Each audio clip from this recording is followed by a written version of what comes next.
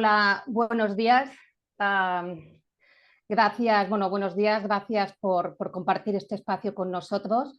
Nos han indicado que somos más de 100 personas conectadas, por tanto, Javier, el tema es de interés y supongo que nos ayudarás con esta polémica generada, ¿no?, un poco entre los centros especiales de empleo de iniciativa social y los centros especiales de empleo de una iniciativa más mercantil. Decir que la webinar de hoy se enmarca en un conjunto de acciones que se están haciendo previas al Congreso Internacional de Empleo, que tiene lugar en Santander el próximo día 30 y 31 de mayo, que ha organizado AEDIS junto con Plena Inclusión, y que concretamente este webinar está dentro del reto 4, que son distintos retos que se abordarán en el Congreso, que es el de la administración pública y un poco el papel que puede jugar la administración pública en el marco de la inclusión laboral. Javier, me habían pasado un currículum reducido, pero yo he tenido que tirar del currículum extenso porque me parece que es de interés para las entidades. Yo misma soy de una entidad. Entonces, Javier, eres licenciado en Derecho, eres funcionario de carrera de la Comunidad Autónoma de Euskadi y has ocupado diferentes puestos que yo creo que sí que son relevantes para la presentación de hoy. Bueno, has sido jefe de intervención, que no es un tema baladí, todos sufrimos siempre lo que dice intervención. Has estado y estás de asesor jurídico en la oficina de recursos de contratación. Yo inicialmente pensaba que era la de contratación pública y no, es la que resuelve los recursos, por lo tanto sí que tiene muchísimo sentido el tema de hoy de tu perspectiva y además también desde la Comunidad Autónoma de Euskadi. Dicho todo esto, yo creo que realmente lo que tiene valor es que hables tú y no que hable yo. Decir a todas las personas que están en online que pueden ir haciendo las preguntas que desean y una vez hayas finalizado la presentación, yo las iré leyendo para que nos puedas ilustrar en esta polémica generada, ¿no?, a partir de la reserva que se hizo de contratación a los centros especiales de empleo de iniciativa social. Bueno, yo creo que la presentación y tu currículum da sentido a la ponencia que nos vas a hacer hoy. Muchas gracias. Muchas gracias, Puello. Buenos días a todos. En primer lugar, por supuesto, agradecer a la organización la invitación y la oportunidad que me da para hablar de este interesante asunto, interesante por varias razones, por su carácter crítico al confluir en él principios generales de la contratación pública y, lo que es más significativo, los límites a esos principios generales de la contratación pública que la propia directiva y que la propia ley de contratos ponen en algunas ocasiones por razones, en este caso, por razones de interés social y de inserción en el empleo. ¿De qué voy a hablar? Pues como antes le decía a Puello, más bien voy a explicar de lo que voy a hablar, pero sobre todo voy a explicar de lo que no voy a hablar. Mi experiencia, mi roce, digamos, con el tema de los centros especiales de empleo es la contratación pública. Por lo tanto, no solo porque ese es el objeto del reto, como lo estamos llamando, sino porque es de lo que uno sabe y de lo que puede hablar, no del régimen general de los centros de empleo o de su actuación en ámbitos distintos de la contratación pública. Entonces, yo voy a hablar de los centros de empleo y la contratación pública y fundamentalmente de la legitimidad, la legalidad, la compatibilidad con el derecho de la Unión Europea, de que la reserva, la famosa reserva de la disposición adicional cuarta de la Ley de Contratos del Sector Público, se predique únicamente de los centros de iniciativa social.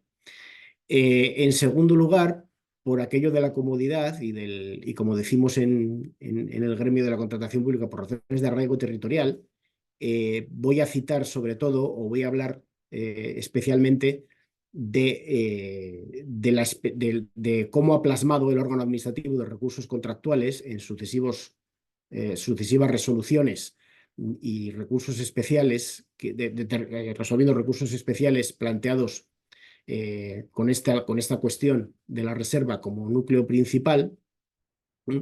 Pero bueno, aunque me voy a centrar en lo que ha dicho nuestro órgano de recursos, la verdad es que creo que la inmensa mayoría de los órganos de recursos y tribunales de recursos contractuales han dicho cosas muy similares, ¿no? Me gusta recalcarlo porque, en contra de lo que dice una amplia y difundida leyenda, pues hay muchas veces que los órganos de recursos decimos todos ellos lo mismo. Hay veces que discrepamos, pero eso se agranda.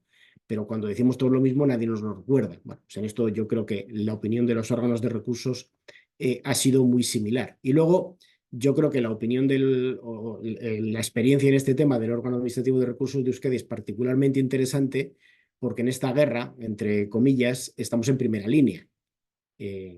Aunque sabéis que la cuestión prejudicial está originada por decisión del Tribunal Superior de Justicia del País Vasco, cerquita de aquí, vamos, aunque no sobre una resolución nuestra, ¿no? Pero algunas de las sentencias que van a ir o que están ya pendientes de resolverse un recurso de casación que ya está admitido, luego desarrollaremos con más amplitud este tema, pues tienen su origen último en resoluciones emitidas por este órgano. Aprovecho para decir que, por supuesto, aquí estoy en modo opinador, ¿vale? En modo profesional de la contratación pública, que intenta aportar algo a esta cuestión y, por supuesto, mi opinión no representa a la del órgano administrativo de recursos contractuales. No estoy representando al órgano administrativo de recursos contractuales, pero sí anticipo que mi opinión, o sorpresa, mi opinión coincide básicamente con la que ha venido manteniendo el órgano administrativo de recursos contractuales. Así que habrá momentos en los que, sin representar al órgano administrativo de recursos, sí que es verdad que me pondré la camiseta del equipo, tocaremos el himno del equipo y saldré a jugar y defenderé lo que hasta ahora ha dicho el órgano administrativo de recursos, porque es que coincide también con mi opinión. Cosa sorprendente, pero es así, ¿no? Trabajando aquí.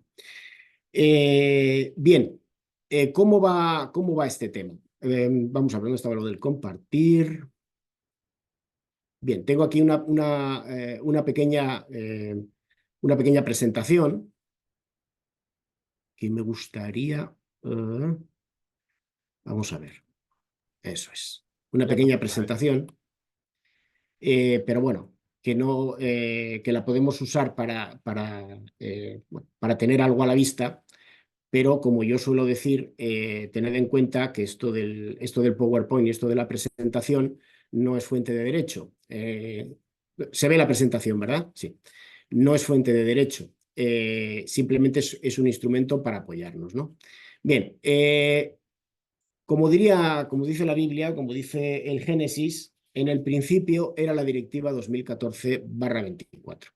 ¿Qué es lo que dice la Directiva 2014/24? Bueno, pues tiene un artículo, que es el artículo 21, que dice que, aquí ya sé que lo de leer es muy aburrido, pero aquí creo que los términos literales cuentan y voy a leer descaradamente. Los Estados miembros, dice el artículo 21 de la Directiva de Contratación Pública, podrán reservar el derecho a participar en los procedimientos.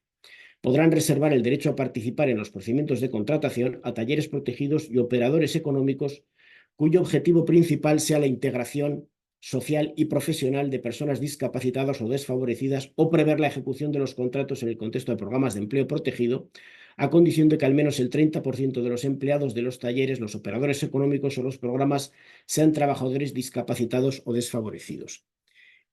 Como estaba diciendo antes, quizás esto es una confesión muy personal, lo profesionalmente interesante o lo profesionalmente atractivo de esta cuestión es que pone a prueba un principio general muy querido para el derecho de la contratación pública, y particularmente para las directivas y para el derecho europeo de la contratación pública, como es que la contratación pública se basa en el principio de libre competencia y en lo que se suele llamar el principio de libre acceso, es decir, cualquier operador económico técnicamente capacitado y con capacidad jurídica suficiente, por ejemplo, que no tenga prohibiciones de contratar, que pueda ejecutar un contrato, se puede presentar. Y no cabe diferenciar, por ejemplo, por razón de la forma jurídica del operador económico, ¿vale? Esto es una excepción. Esto es una excepción. Es decir, esto es una manera de decir, en determinadas circunstancias, usted puede decir que operadores económicos perfectamente capacitados técnicamente y con perfecta capacidad jurídica para licitar y para ejecutar el contrato, bueno, usted puede decir que no les admite, que les cierra la entrada.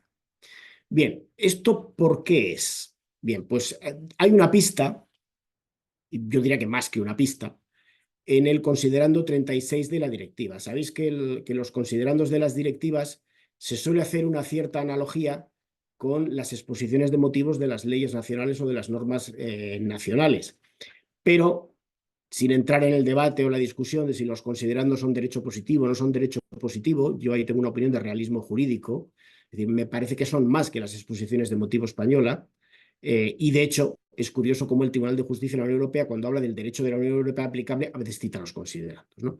Entonces, el considerando 36, en síntesis, aquí no voy a leer, dice, bueno, pues que el empleo y la ocupación contribuyen a la integración en la sociedad y son elementos clave para garantizar la igualdad de oportunidades, que los talleres protegidos pueden desempeñar un importante papel, lo mismo que los talleres protegidos, otras empresas sociales, este término es importante, luego lo veremos, otras empresas sociales cuyo objetivo principal es apoyar la integración social y profesional o la reintegración. Bien, hasta aquí todos podemos estar de acuerdo.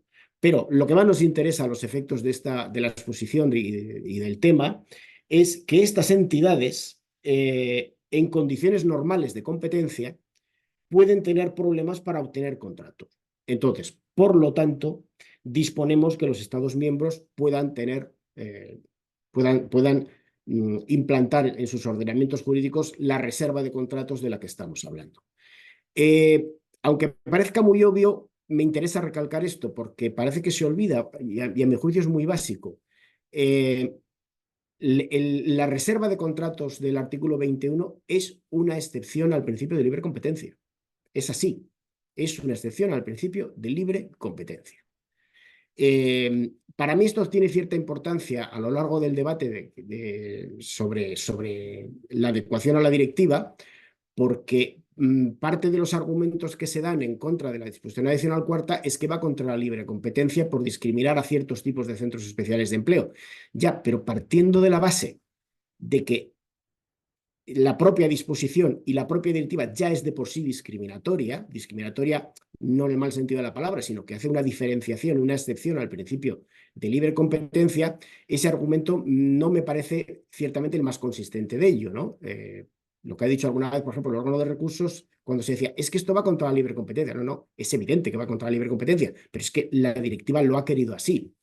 Por lo tanto, lo que estamos discutiendo no es que si es o no una restricción de la libre competencia, es una restricción de la libre competencia, eso no hay ninguna duda. Lo que podemos discutir es el alcance. Si la libre competencia, si esa restricción tiene que abarcar también a los centros empresariales o no, pero es una restricción a la libre competencia. Y además aquí quiero hacer una reflexión, no estrictamente jurídica, pero que me parece relevante.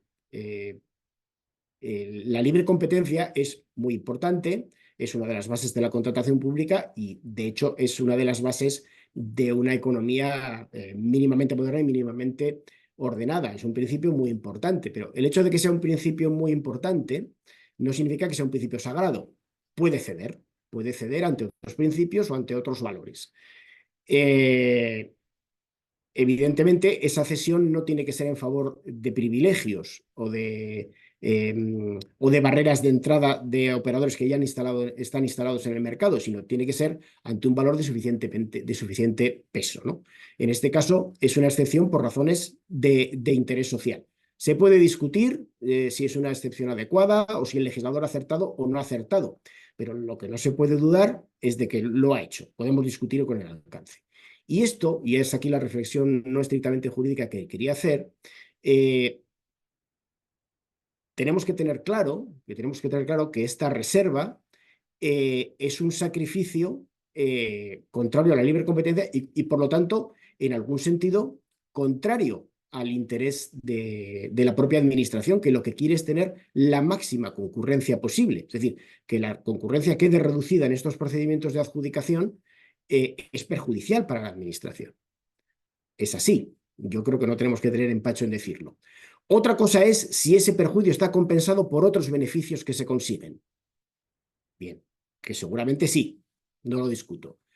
Pero me gustaría que en algún sitio de nuestro corazoncito dejáramos claro de que en economía, el principio de que en economía nada es gratis. Si restringes la competencia por interés social, perfecto, pero ten en cuenta que eso no sale gratis. Es decir, eso te perjudica al comprador porque restringe la competencia.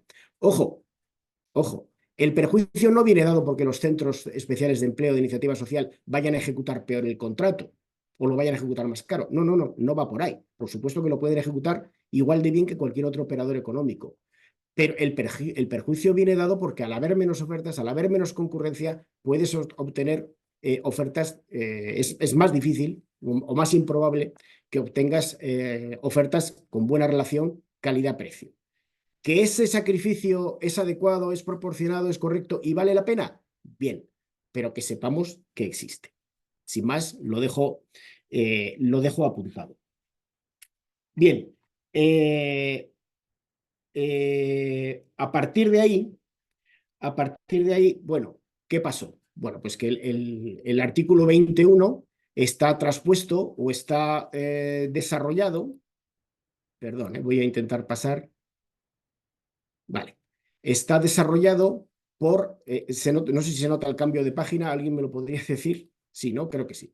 Bien, a partir de ahí es la transposición de esta disposición del derecho de la Unión Europea, está dispuesta en el artículo, en la disposición adicional cuarta de la Ley de Contratos, ¿no? Que, bueno, todas la conocéis. De la disposición adicional cuarta se deduce que en la reserva entran únicamente no todos los centros especiales de empleo, sino tan solo los centros especiales de empleo de iniciativa social. Bien, y a partir de ahí hubo... Javier, Sí, disculpe que le moleste. sí, dime. Solo se está viendo la primera diapositiva de la presentación.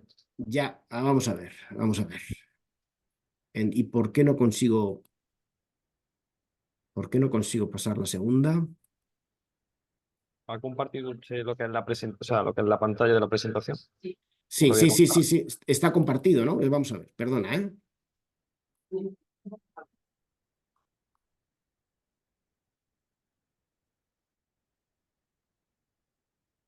¿Ahora se ve la segunda? Ahora se ve lo que es el PowerPoint. Ahí. Sí, Tiene que se ve darle la a modo tercera, presentación. una que Sí, empieza que pone legislación nacional. sí. Si lo pone en modo presentación, Sí. ¿está? No me deja ponerlo en modo presentación, lo siento, ¿eh? Vamos a ver, se ve, ¿no? Verse se ve. ¿Sí? ¿Estáis ahí? Sí. Vale. Bueno, pues sigo si nos importa. Yo, Vale.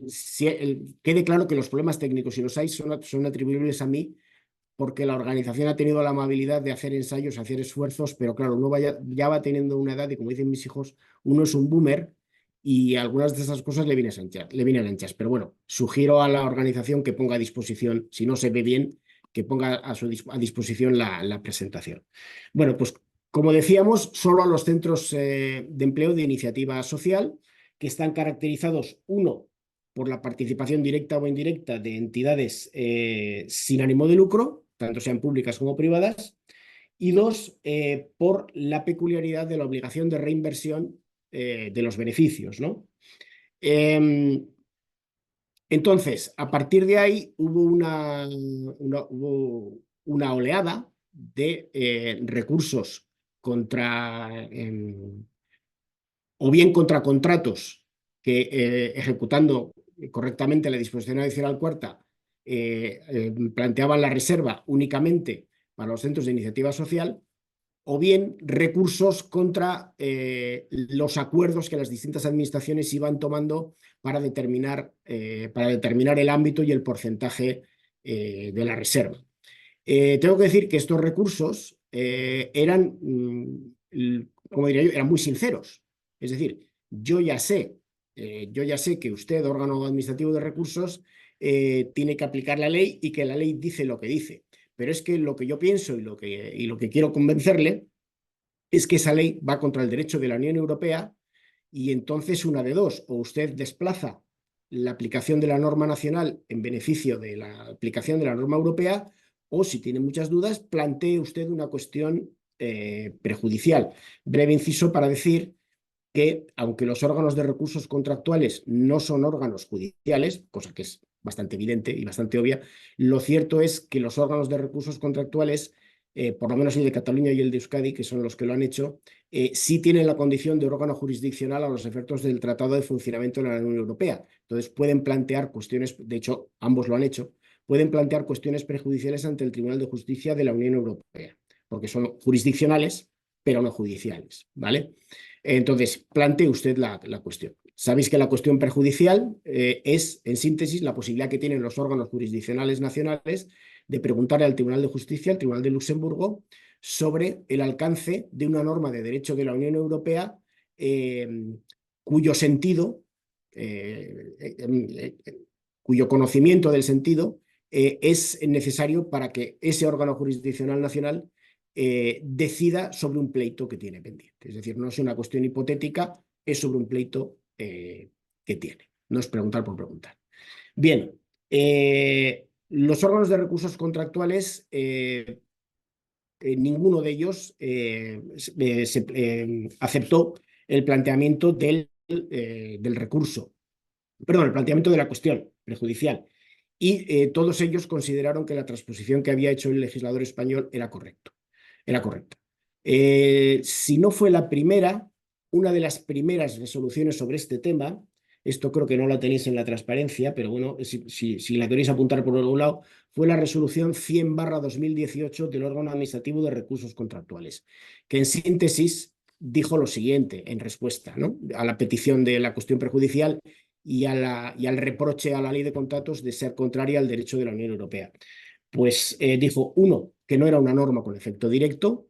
El artículo 21 no es una norma con efecto directo porque no es clara, precisa, incondicionada en su mandato. Es un mandato al Estado para que transponga y no es un mandato que pueda tener un efecto directo que puedan invocar los particulares frente al Estado. La norma habla, y me estoy acordando, de los Estados miembros podrán reservar. Es más, yo creo que incluso entiendo que el legislador español podría haber dicho lo de pues yo no quiero reservar, incluso eso.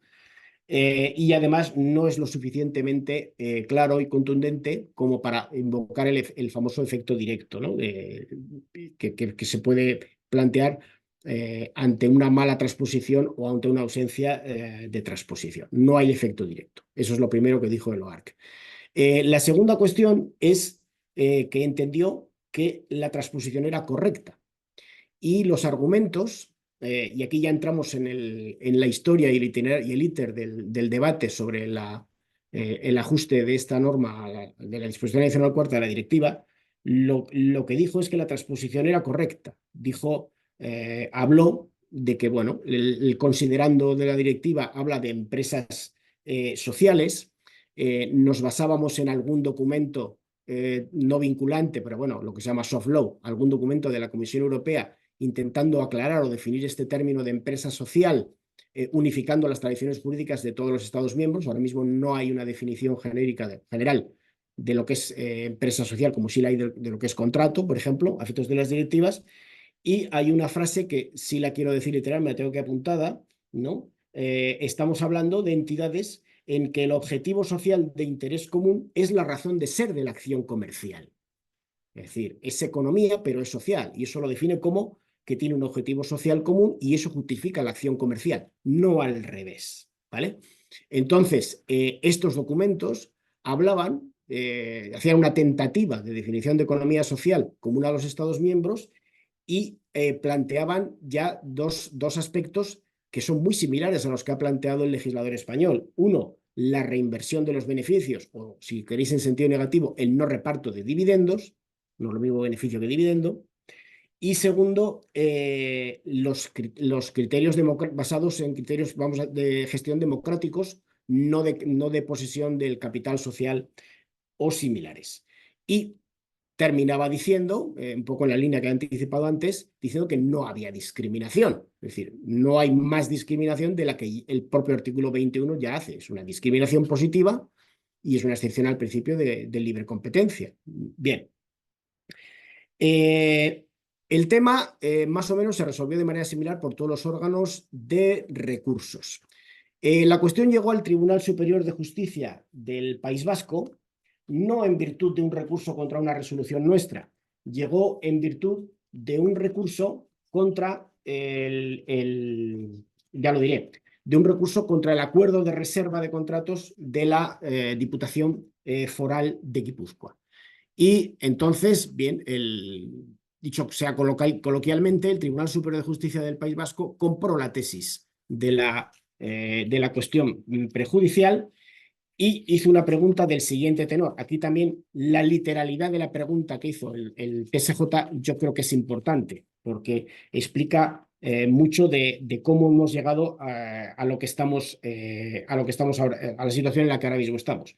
La pregunta es: si el artículo 20 de la Directiva sobre contratación debe interpretarse en el sentido de que el alcance subjetivo de la reserva previsto por el mismo no puede ser delimitado en términos que excluyan de su ámbito de aplicación sintetizo, a los centros de empleo de iniciativa empresarial, siempre que cumplan los requisitos que figuran en el artículo 20, dice, mediante la fijación de requisitos adicionales realizados con la constitución, carácter y fines de esos sujetos, por ejemplo, el compromiso de reinversión y otros, ¿no? Esa es la cuestión prejudicial que planteó el Tribunal Superior de Justicia del País Vasco. A mi juicio, y por supuesto con todos los respetos para los órganos del Poder Judicial y para el Tribunal Superior de Justicia del País Vasco, que bastante tiene con resolver temas tan complicados, lo de juzgar es muy fastidioso, ¿no? Yo desde que estoy en un órgano de recursos que se dedica humildemente, a comillas, a juzgar, no emitimos sentencias, pero sí resolvemos entre posiciones contrapuestas, pues me he convertido en un fan de cualquiera que se dedique a eso a niveles mucho más altos que los nuestros.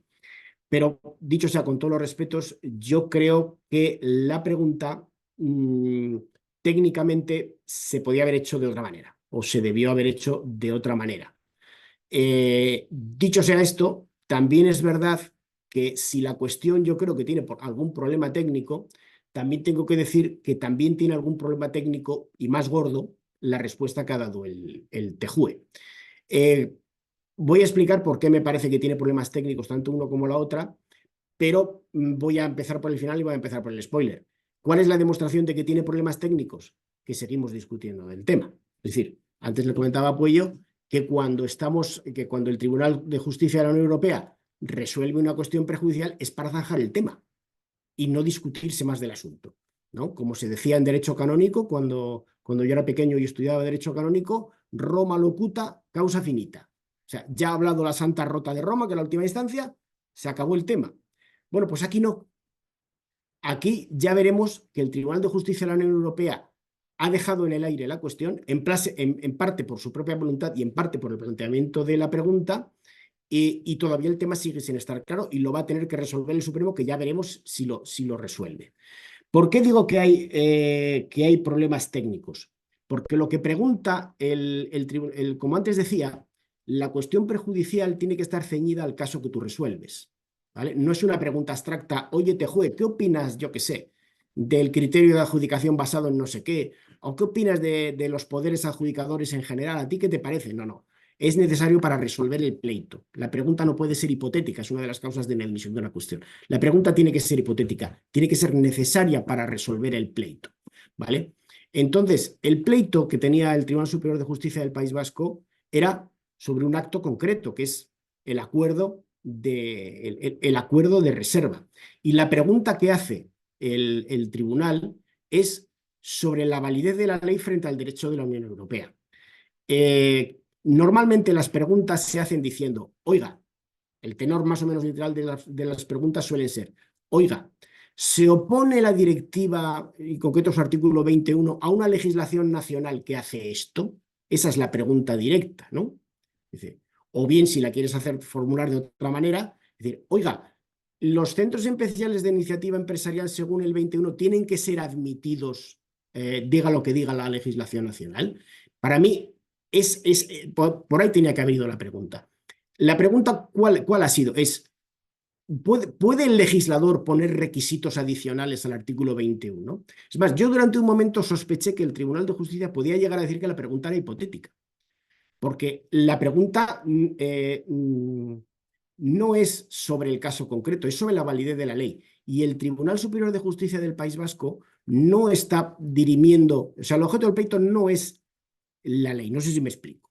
Es decir, esa pregunta la podría hacer el Tribunal Constitucional, que sí dirime sobre la validez de las leyes. Pero el TSJ no dirime sobre la validez de las leyes. Entonces, la pregunta, en mi opinión, se quedaba corta y no iba a la raíz del asunto. ¿Se pueden poner criterios adicionales como este? Sí, no, pero esa no era la pregunta. Y la prueba más evidente de que esto es así es que ha permitido que el Tribunal de Justicia haga una respuesta, supongo que habrá amigos y compañeros de mi querida Galicia, y me perdonarán la pequeña broma, de que el Tribunal de Justicia ha respondido a la gallega. Depende. Eso no es una respuesta a una cuestión prejudicial. Últimamente el Tribunal de Justicia lo hace mucho. O sea, normalmente lo que dice es, el derecho de la Unión Europea se opone a una legislación como la española. Punto. O el derecho de la Unión Europea no se opone a una legislación como la española. En vez de eso, está hablando de los parámetros de legalidad o de la propia norma y no de lo que sirve para resolver el asunto. Entonces, es muy llamativo que luego el Tribunal Superior de Justicia, una vez que ha visto la respuesta, que luego la vemos, dice, no, si nosotros no teníamos dudas sobre que se podía poner requisitos adicionales, no preguntábamos eso. No, eso es lo que preguntabas.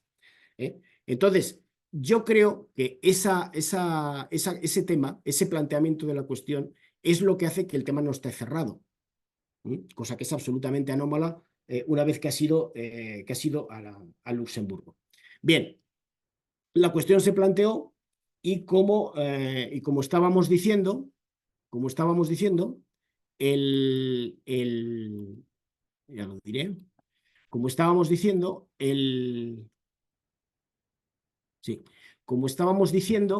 el Tribunal de Luxemburgo contestó un poco a la gallega, con lo de depende, ¿no? Y dijo, a ver si lo encuentro, aquí está,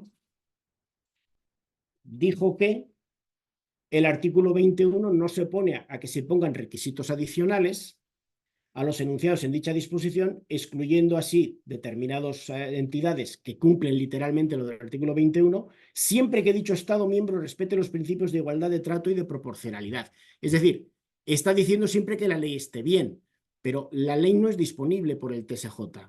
Es disponible si la impugnan ante el Tribunal Constitucional. No sé si me explico, porque es un tema, yo creo que un poquito abstracto y puede ser un poquito complejo y yo no alcance a explicarlo bien, pero creo que el tema no está bien planteado y por eso no está bien resuelto.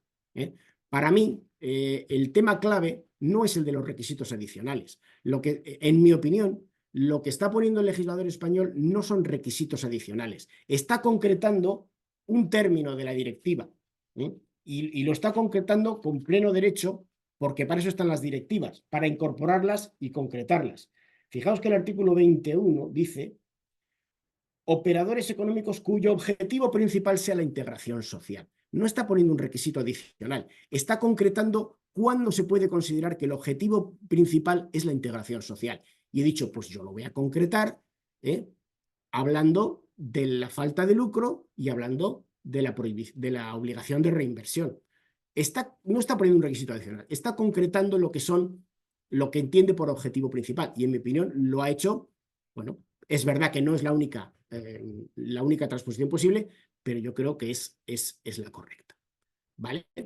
Bien, el caso es que lo ha dejado a la gallega, no es la única sentencia en la que el tribunal suele dejar a la gallega el tema, y diciendo, usted sabrá, bueno, pues usted sabrá, ¿para qué te he preguntado? ¿No? Se supone que tú tienes que resolver, pero claro, ni la cuestión yo creo que era lo suficientemente cerrada, y el Tribunal de Justicia de la Unión Europea, que muchas veces no le importa reformular la pregunta, decir, no, bueno, la pregunta no la has hecho muy bien, pero yo la reformulo y así te doy una respuesta útil. Yo creo que no ha dado una respuesta útil. Es decir, porque está pidiendo al TSJ que haga un juicio sobre la ley, no sobre una vez determinado que la ley es buena o mala, aplique esa sentencia al caso concreto, sino está, como yo creo que ya ha dicho alguno de los recurrentes en casación, dice, usted está haciendo un juicio que le está vedado, usted está saltándose la cuestión de constitucionalidad que tendría que haber hecho el TC. Bien, el caso es que el Tribunal Superior de Justicia del País Vasco interpretó, una vez vistas las pautas de la sentencia, interpretó que efectivamente la ley española va contra la directiva, ¿vale? Interpretó que la ley española va contra la directiva y, por lo tanto, por ejemplo, en este caso, anuló el acuerdo de la Diputación de Guipúzcoa. Básicamente, considera que los requisitos de reinversión y de falta de ánimo de lucro son desproporcionados, porque no sirven no son una razón suficiente para la desigualdad, porque está claro que ambos tipos de centros especiales de empleo, dice el tribunal, tienen iguales dificultades para acceder al mercado, que al final es el fundamento, y que, por lo tanto, se está haciendo un cierre de la contratación a entidades que igualmente pueden cumplir las finalidades de las que habla el artículo 21. También es curioso, digo curioso por lo que luego vamos a ver, es curioso que se apoyan no solo en datos estrictamente en argumentos jurídicos, sino en datos fácticos, ¿vale? Que le presenta el recurrente. Y el recurrente le dice, oiga, mire, que le demuestro que nosotros estadísticamente esa finalidad la conseguimos igual que los centros de iniciativa social. Volveremos luego porque hay quien no piensa lo mismo, ¿vale?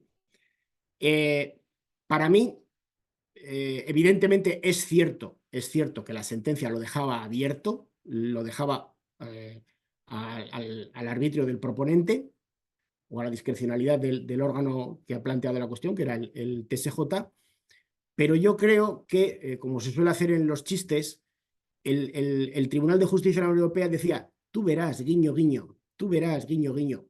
Yo creo que daba pistitas, pequeñas pistitas, de que, hombre, parece que se adecua.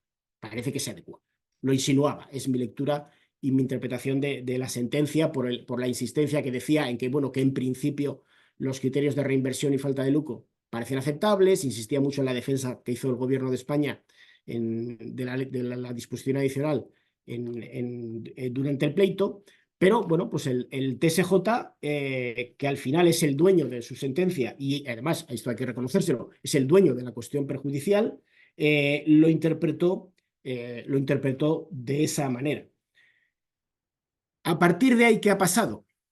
Pues que el TSJ del País Vasco es el único que lo ha interpretado de esa manera. Os invito a que veáis la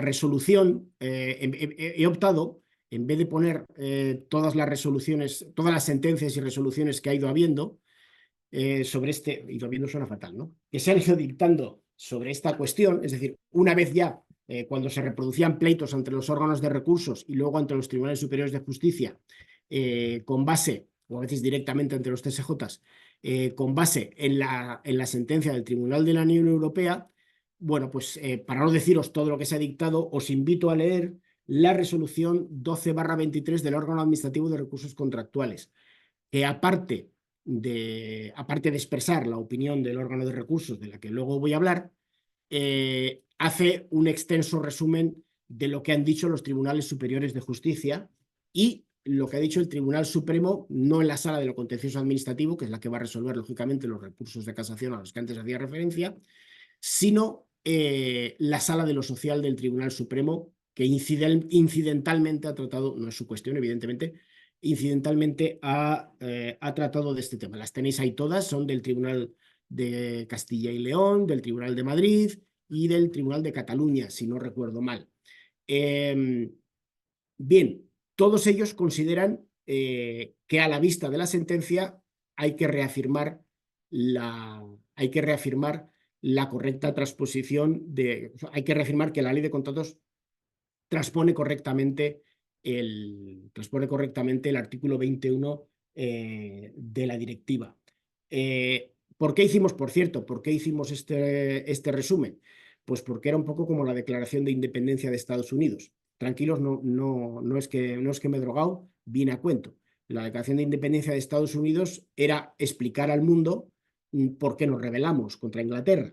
porque normalmente la gente no debe rebelarse contra su rey. Esto en el siglo XVIII lo diría muy claro.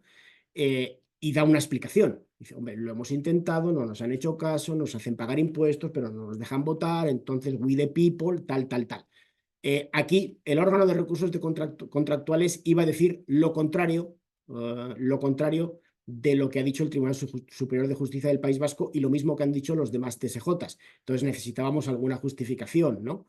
Y la justificación era que sí, usted ha dicho eso, ha anulado alguna resolución nuestra de acuerdo con esa doctrina, que es muy respetable, pero hay otros tribunales del mismo rango que usted que han dicho lo contrario. Y como es más que previsible, y así ha sido, ahí fuimos profetas sin mucho mérito porque era bastante evidente, y como es más que previsible, dijimos, y así ha sido, que esto vaya a acabar resolviéndose en el Tribunal Supremo, y así va a ser, y veremos si lo resuelve, pues nosotros nos quedamos con, usted se queda con su criterio, pero nosotros nos quedamos con el nuestro. Esa era la razón de que esa resolución tenga un resumen tan exhaustivo del estado de la cuestión.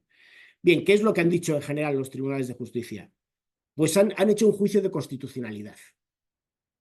Han hecho un juicio de constitucionalidad. Y han dicho, en realidad, lo que me está pidiendo la sentencia es que diga si esa diferencia que ha establecido la ley, ¿vale?, es o no contraria a la directiva. Entonces hacen un salto, también discutible, hacen un salto y dicen, bueno, eso en España es un juicio de constitucionalidad. Entonces, si veo que hay dudas, plantearía la cuestión de inconstitucionalidad diciendo que la disposición adicional cuarta es contraria al principio de igualdad del artículo 14 de la Constitución, y si creo que no, pues aplico la ley, que es lo normal y lo habitual, que los tribunales apliquen las leyes. También me parece metodológicamente un poquito dudoso porque el principio de igualdad de trato de las directivas y de la ley de contrato no es exactamente equivalente al del artículo 14 de la Constitución, al principio de igualdad general. Pero bueno, eso ya nos llevaría demasiado lejos quizás, ¿no? Bien, haciendo ese juicio de constitucionalidad, bueno, pues lo que dicen los tribunales es que aplican la doctrina del TC y dicen la diferencia no es arbitraria. La diferencia no es arbitraria, está basada en una serie de razones que son atendibles. El legislador tiene una amplia discrecionalidad, puede ser discutible lo que hace, pero mientras no sea arbitraria y la razón que da no sea un disparate, pues se cumple el principio de igualdad, se entiende proporcionado y por lo tanto la ley de contratos es correcta y hay que aplicarla, porque no va contra el derecho de la Unión Europea, tal como la ha interpretado la sentencia. Particularmente interesante es lo que dice el Tribunal Superior de Justicia de Madrid. Bueno, insisto, las sentencias las tenéis citadas en esa resolución, en la 1223. Utiliza, como el Tribunal Superior de Justicia del País Vasco, datos reales, datos estadísticos, es decir, convierte la cuestión en una cuestión fáctica, cosa que también me parece discutible, tanto cuando lo hace el País Vasco como cuando lo hace Madrid. Pero curiosamente llega a la conclusión contraria. Dice, no, los datos lo que demuestran es que para la consecución de objetivos sociales son más eficaces los centros de iniciativa social que los de iniciativa empresarial. ¿Os acordáis que el Tribunal Superior de Justicia del País Vasco decía, no, los dos son igual de eficaces, luego no tiene sentido la diferencia? Bien, pues el Tribunal Superior de Justicia de Madrid dice, con datos, que no. Bien, pues aquí hay que sacar a colación aquello de que los datos son como las personas, ¿no? Si las torturas adecuadamente acaban diciendo lo que tú quieres. Muy importante para mí, o si no importante, por lo menos significativa, es la sentencia del Tribunal Supremo de la Sala de lo Social que se cita en esta resolución, que evidentemente no juzga sobre esta reserva ni se mete en este debate, pero incidentalmente dice lo mismo, ¿no? Dice que ¿cómo se dice? Que es una diferencia que no es arbitraria porque está basada en razones atendibles y que el parámetro de constitucionalidad de las leyes contrastadas con el principio de igualdad está más que salvado, ¿no? Y dice una cosa muy interesante, se mete con los antecedentes legislativos de la disposición adicional cuarta, incluso con el texto justificativo de las enmiendas y de las proposiciones de ley, ¿no? Y dice que la justificación de esta disposición adicional cuarta en su actual redacción y de la ley correspondiente es que la realidad es que había o hay hasta ese momento centros especiales de empleo que primaban su carácter empresarial en perjuicio de la finalidad social. ¿Os acordáis aquello que hemos dicho del objetivo principal y aquello tan bonito que hemos dicho al principio de el objetivo social de interés común es la razón de ser de la acción comercial? Bueno, pues parece que el propósito de las enmiendas iba por ahí.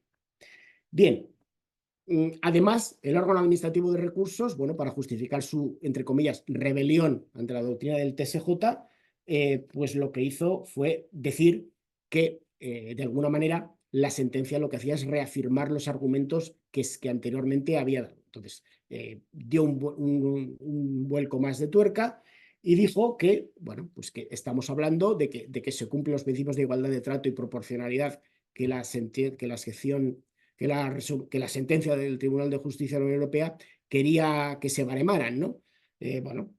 Los dos requisitos, el de la reinversión, el de la falta de entidad de lucro de las entidades que están detrás, sirven para optimizar el valor social y económico, el ánimo de lucro y las ganas de obtener dividendos son perfectamente legítimas, es decir, no son condenables, ¿vale?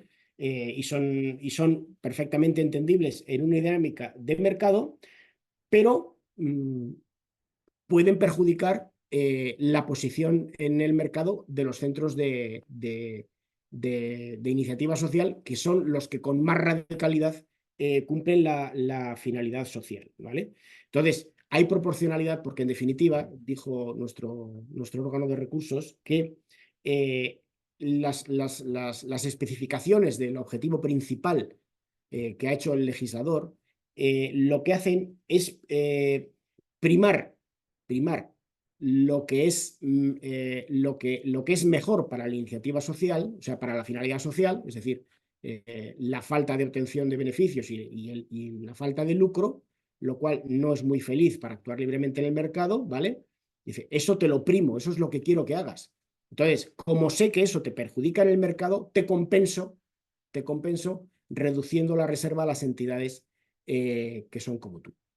Bien, pues a partir de ahí, pues lo que diga el Tribunal, lo que diga el Tribunal Supremo. Hay varios autos de admisión, el tema se va a pronunciar, no sé cuándo. Todavía falta, porque yo creo que son de mediados finales del 23, y algunos de ellos afectan a resoluciones tomadas por este órgano de recursos contractuales. No sé lo que va a decir el Tribunal Supremo, pero bueno, ya que ya llevo 50 minutos casi de conferencia y ya estoy más caliente que al principio, y dado que soy vasco y los vascos ya sabéis que los vascos apostamos, nos gusta mucho apostar, yo diría que es más probable, bueno, una sentencia, un pleito siempre es incierto cómo sales y es incierto cómo entras, pero más incierto cómo sales. Pero yo sí tengo que apostar, si me despellejaran, es decir, tienes que apostar. Bueno, pues yo apostaría que el Tribunal Supremo va a confirmar la corrección de la disposición adicional cuarta, ¿vale? Bueno, la apuesta también puede ir a peso. Hay más TSJs en una postura y el del País Vasco está solo, pero ya sabemos que aquí las cosas no van a peso. No sería la primera vez que el Tribunal, a nosotros nos ha pasado ser los únicos que decíamos una cosa y el Tribunal Supremo nos da la razón, ¿no? Es decir, esto no va a peso, puede decidir apoyar la tesis del Tribunal Superior de Justicia del País Vasco, pero bueno, yo sí tengo que apostar. Me cuesta mucho creer que dejando tan abierto el tema, el Tribunal de Justicia de la Unión Europea, el Tribunal Supremo vaya a decir que el legislador lo haya hecho mal. No sé, igual le da por plantear otra cuestión prejudicial o igual le da por plantear una cuestión de inconstitucionalidad, no lo sé. Mi apuesta es esa, poca apuesta, ¿eh? No me voy a decir que me juego el complemento específico, me juego un desayuno o un pincho de tortilla, más no. A partir de ahí, bueno, a partir de este tema, quería tratar rápidamente varios temas que se han generado en relación con la contratación pública y los centros especiales de empleo de iniciativa social, ¿no? Por ejemplo, el órgano de recursos contractuales ha entendido que no cabe la subcontratación con entidades, o sea, si un centro especial de iniciativa social ha entrado en una licitación, en un contrato reservado, porque puede entrar en un contrato que no sea reservado, esa es otra, que luego lo hablamos, entra en un contrato reservado, se puede considerar un fraude de ley que luego acuda a la subcontratación con entidades que no tienen esta condición, ¿no? Porque eso puede desvirtuar la finalidad, ¿no? Que es la inserción laboral de las personas de ciertas personas con dificultades en el acceso al empleo. Quiero matizar, lo dice la resolución, que subcontratación es atribuir una parte autónoma y reconocible y distinguible de la prestación contractual a un subcontratista, ¿vale? Un subcontratista no es un proveedor, es decir, un centro especial de empleo seguro que necesita para su funcionamiento electricidad y contratará con Iberdrola o con Energy o con la que sea, pero nadie dice que Iberdrola sea un subcontratista del centro de empleo, es un proveedor, ¿vale? Iberdrola, por cierto, que evidentemente no es un centro especial de empleo. Pero estamos hablando de si la actividad contratada, una parte de ella con autonomía y con sustantividad, se cede a un tercero, pues eso puede chocar, puede ser una figura cercana al fraude de ley porque es una manera de eludir el cumplimiento de la reserva y su finalidad, ¿no? Porque al final quien ejecuta la prestación puede acabar siendo una empresa que no cumple los requisitos del 30% y demás. Respecto a la subrogación de los trabajadores, el 130 me interesa no la subrogación de los trabajadores cuando el centro de empleo es entrante o es saliente, si se tiene que subrogar él o no con los demás. Me interesa lo que dice el 132 de la ley de contratos, ¿no? Que dice que cuando la saliente es un centro especial de empleo de iniciativa social, el tercero, la entrante, tiene que subrogarse en las relaciones de empleo de todo el personal discapacitado. Había una serie de opiniones diciendo que esto no era una obligación de subrogación. Sabéis que el artículo 130 no impone, con carácter general, no impone una obligación de subrogación. Solo dice que los pliegos tienen que reflejar una obligación de subrogación que viene de otra fuente, o viene del Estatuto de los Trabajadores o de otra ley, o viene fundamentalmente, sobre todo, de los convenios colectivos. Entonces, no, esta norma hay que entenderla en coordinación con el principio general, ¿no? Tiene que haber un convenio que imponga la subrogación. Bueno, pues la Audiencia Nacional ha dicho que no, que ese es el único caso en el que la ley de contratos considera que el propio pliego o la propia ley, para ser más preciso, la propia ley de contratos es la fuente de la subrogación. No estamos hablando de que simplemente hay que informar de una subrogación que se ha decidido en otro ámbito legislativo o jurídico, sino que en este caso la fuente de la subrogación es, según la Audiencia Nacional, es el propio artículo 132. Como he dicho, los centros especiales de empleo de iniciativa social no dejan de ser empresas, ¿no? Entonces, si tienen la capacidad suficiente, aparte de presentarse a los contratos reservados, se pueden presentar a cualquier otro contrato. Eso es así. Alguien puede decir, ¡jo, qué rabia! O sea, tú tienes unos reservados y yo no tengo reservados, tú te puedes presentar a todos. Sí. ¿Por qué? Porque lo ha dicho el legislador. Discriminación positiva. Es así. Y luego, finalmente, hay alguna resolución nuestra que dice que el famoso acuerdo de reserva no tiene límites, es decir, no en el sentido de que no limita. Es un acuerdo de mínimos. Los poderes adjudicadores pueden decidir asumir con mayor porcentaje el compromiso de reserva, incluso pueden extenderlo a prestaciones contractuales que no están expresamente previstas en el acuerdo de reserva, que suelen decir, bueno, determinados CPVs, determinados objetos contractuales entran en la reserva. Bueno, perfectamente pueden entrar otros, o sea, no constriñe, es un mínimo. Bueno, y hasta aquí mi intervención y gracias por la atención. Y mi único ruego es que si hay preguntas que sean facilitas.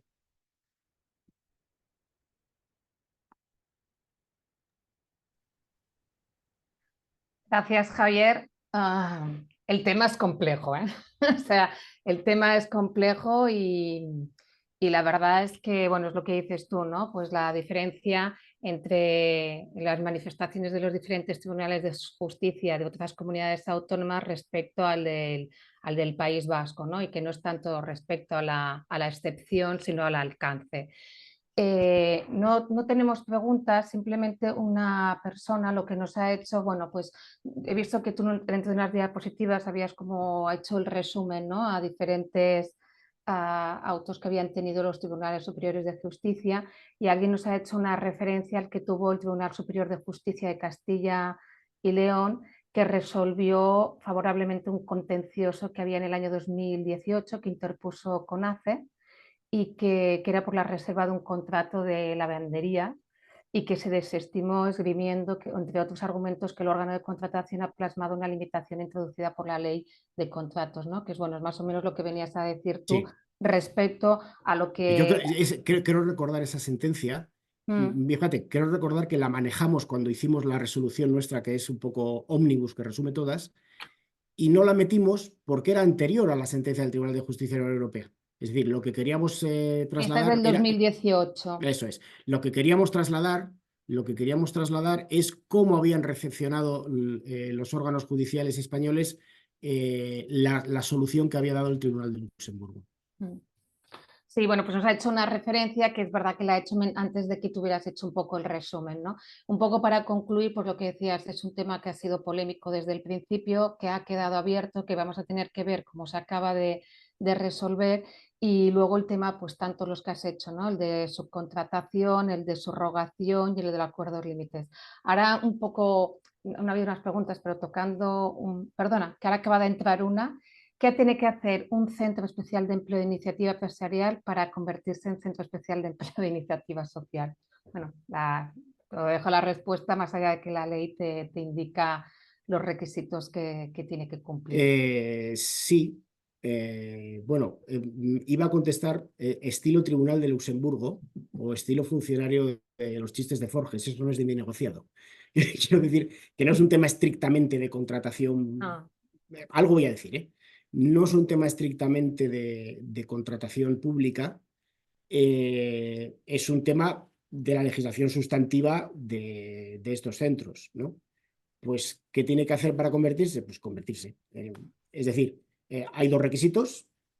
Uno que parece relativamente fácil de cumplir, que es el de la reinversión de beneficios. Hay alguna sentencia que dice, a la hora de acreditar, porque la ley de contratos dice que cuando el contrato exija excepcionalmente, pero esto es una excepción, lo hemos dicho machaconamente, exija excepcionalmente una determinada forma societaria o una forma de gestión determinada, por ejemplo, la no reinversión, pues eso es un requisito de aptitud y un requisito de capacidad jurídica que tiene que acreditarse, ¿no? Igual que acreditar la solvencia o la falta de prohibiciones de contratar o el objeto social adecuado, ¿no?, o la habilitación.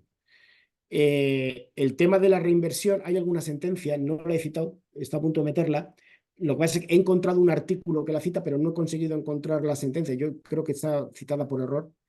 Pues plantea el tema de cómo acredito yo ser un centro de iniciativa social en la contratación pública.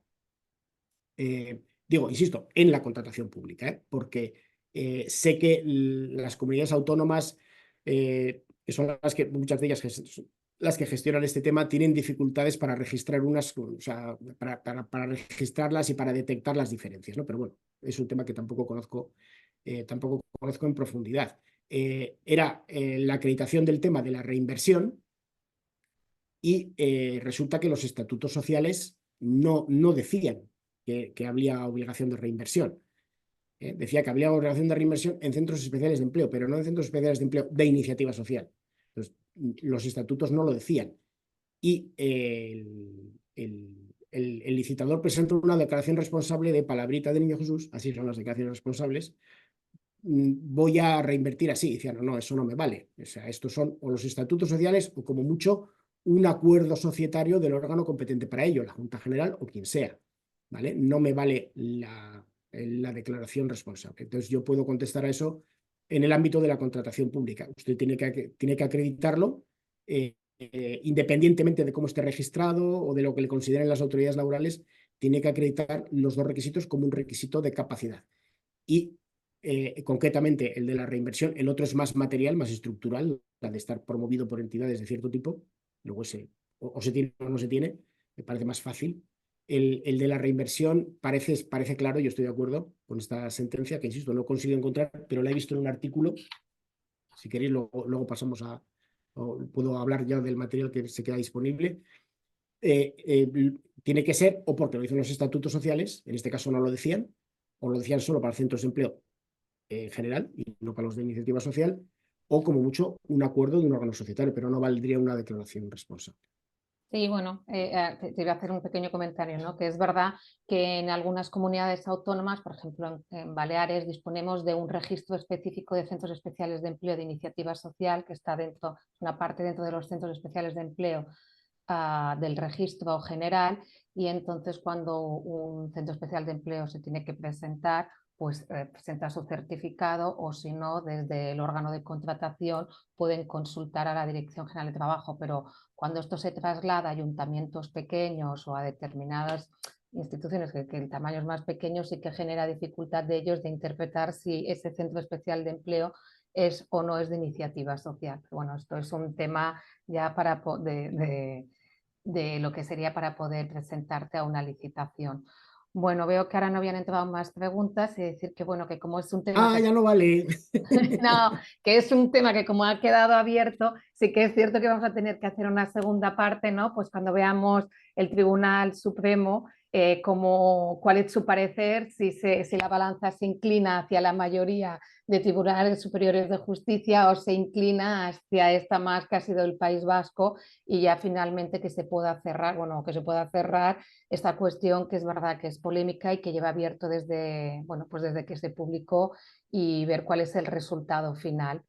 A mí me has ayudado, es un tema que es complejo, entiendo que cuando te abordan, ¿no?, tantas sentencias y todo, se complica la comprensión, pero es que realmente es un tema complejo, ¿no?, porque entran disposiciones, entran la transposición dentro del ordenamiento español, entran las interpretaciones, pero bueno, que la excepción se podía hacer evidentemente está claro, y lo que nos queda ver la expensa es si el alcance que tiene el ordenamiento jurídico español pues es acorde o no es acorde, aunque la mayoría parece opinar que sí que es acorde. Muchas gracias, Javier, y bueno, nos vemos a los participantes, darles las gracias, y bueno, y los que presencialmente acuden al Congreso de Santander, nos veremos allí, que es verdad que siempre es más fácil las exposiciones y las ponencias, incluso las presentaciones en modo presencial que online, pero bueno, ahora ya estamos todos adaptados a comunicarnos con Sí, pantallas. la desventaja de los webinars es que luego no hay un pasillo en el que encontrarse y preguntar. No, no, y esas preguntas que a veces que no se hacen en público, las hacen Sí, en las el vergüencitas, pasillo. las Sí, oye, vergüencitas. perdona, pero bueno, es verdad No que te he querido preguntar porque no le interesaba a nadie, sí, pero pero tal, bueno, sí. es verdad que sí, luego nos han pedido a ver si se podía colgar la presentación, y que luego, pues bueno, que cualquier persona que tenga una duda o que quiera hacer una pregunta te la puedan hacer. Eres colaborador del Observatorio de Contratación Pública del Estado, está allí tu mail, entonces todos podemos contactar contigo, y muchas gracias porque la materia es compleja y no es fácil explicarla. Muchas gracias y gracias a Gracias todos a los que os habéis vosotros. conectado. Venga, gracias a vosotros.